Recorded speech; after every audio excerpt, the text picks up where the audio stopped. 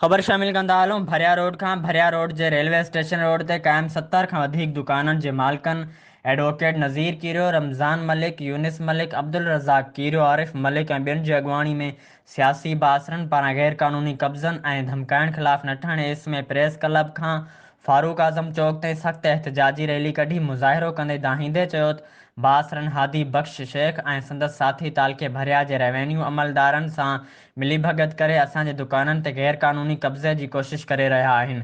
जॾहिं त असां गुज़िरियल 60 सालनि खां वधीक अरसे खां दुकाननि ते वेठल आहियूं।